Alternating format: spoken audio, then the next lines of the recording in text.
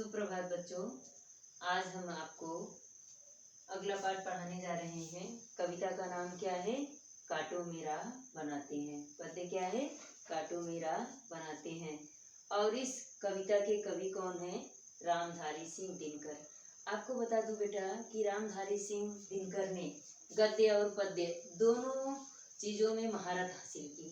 अब उनके जीवन परिचय के बारे में हम आपको बताने जा रहे हैं कि रामधारी सिंह दिनकर जी का जन्म बिहार के बेगूसराय में सिमरिया नामक स्थान पर 23 सितंबर 1908 को हुआ था। गद्य और पद्य शैली में उनका समान अधिकार था। यानी कि कुछ कहते हैं ना कि ये हमको ज्यादा आता है, वो नहीं आता है, लेकिन गद्य और पद्य यानी कविता और कहानी में दोनों में उनको समान अधिकार यानी दोनों में महारत हासिल थी। उन्हें वीर रस के श्रेष्ठ कवियों में स्थान प्राप्त था। कुरुक्षेत्र, रश्मिरथ, उर्वशी, हुंकार, परशुराम की प्रतिज्ञा, रेणुका आदि उनकी प्रमुख कृतियां हैं। उनकी रचनाओं में राष्ट्रवादिता की झलक मिलती है, यानी कि राष्ट्र प्रेम कूट कूट के भरा हुआ है। दिनकर जी का निधन 24 अप्रैल 1974 को हुआ था।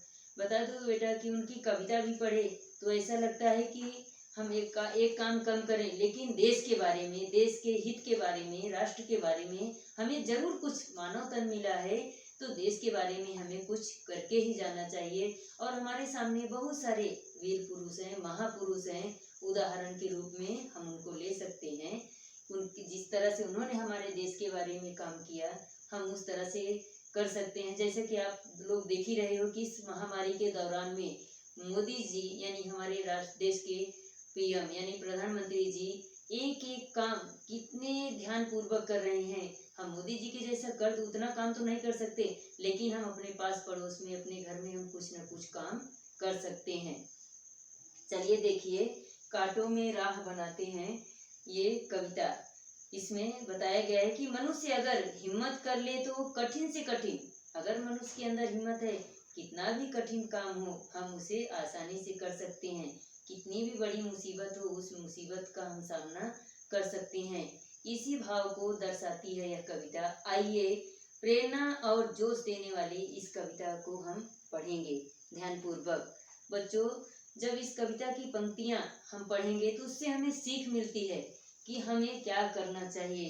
अब देखिए, दिनकर जी ने लिखा है, सच है विपद जब आती है, कायर को ही दहलाती है, सूरमा नहीं विचलित होते, क्षण एक नहीं धीरज होते।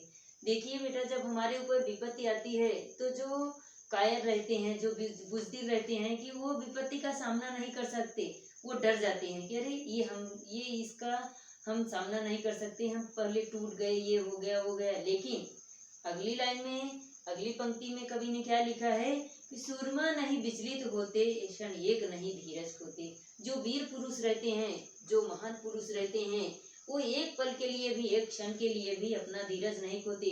उनके मन में यही, अरे आने तो मुसीबत है, उसका हम सामना करेंगे, उसका हम हल निकालेंगे। इस तरह से कोई भी मुसीबत का हम हल निकाल कर आगे बढ़ सकते हैं। अगली पंक्ति है, विघ्नों को गले लगाते हैं, कांटों में राह बनाते हैं। देखिए बच्चों कि कितनी, विघ्न का अर्थ क्या होता है? बाधा, रुकावट। कितनी भी बड़ी बाधा आने दो, कितनी भी बड़ी रुकावट आने दो, उसे हम गले से लगा लेंगे। और जिस राह पे, भले ही हमारी राह पे कांटा बिछा हो, लेकिन अगर हमारे अंदर हौसला है, हिम्मत है, तो उससे हम आगे जा सकते हैं, आगे बढ़ सकते हैं। इस तरह से कवि ने लिखा है। उसकी आगे की पंक्ति है, कौन है विघ्न ऐसा जग में, टिक सके आदमी के मग में। अब कवि ने क्या लिखा है कि कौन विघ्न ऐसा जग में, टिक सके आदमी के मग में।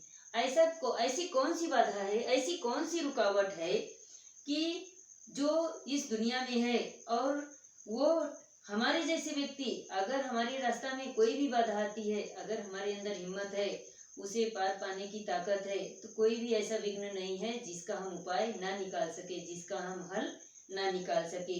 खम ठोक ठेलता है जब नर, पर्वत के जाते पांव उखड़। जब व्यक्ति ये ठान ही लेता है कि नहीं, इसको हमें जड़ से उखाड़ फेंकना है, कितना भी कि अरे आप लोग देखते होंगे कि मोटा से मोटा पेड़ हो, बड़े से बड़े, ऊंचे से ऊंचा पर्वत हो, अगर व्यक्ति ने ठान लिया है कि नहीं ये काम हमें इतने दिन के अंदर ही करना है, तो उसको कोई नहीं रोक सकता, वो आसानी से उस काम को पार पा सकता है, आसानी से वो काम कर सकता है बिना किसी हिचक के और बिना किसी डर के। अगला है, अगली पंक्ति है, मानव जब जोर लगाता है पत्थर पानी बन जाता है। देखिए बच्चों, अगर मानव में ताकत है, हिम्मत है, तो पत्थर से भी पानी निकाल सकता है, यानी कि रेगिस्तान से भी पानी निकाल सकता है। वो डर नहीं सकता है और किसी भी विघ्न से पीछे नहीं हट सकता है। चलिए यहाँ पर ये पंक्तियां समाप्त करते हैं और बाकी पंक्तियां भाग 2 में हम सिखाएंगे।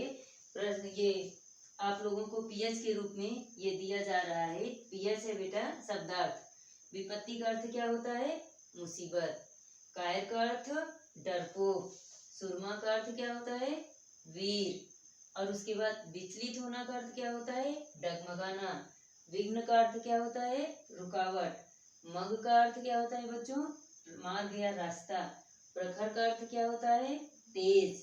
वर्तिका का अर्थ क्या होता है? दिए की बाती, जो कि हमारे व्याकरण की किताब का नाम क्या है? वर्तिका। अगर आप लोगों से पूछे कि वर्तिका का अर्थ क्या होता है बच्चों, तो उनको सीधा हम बता सकते हैं कि वर्तिका का अर्थ होता है दिए की बाती।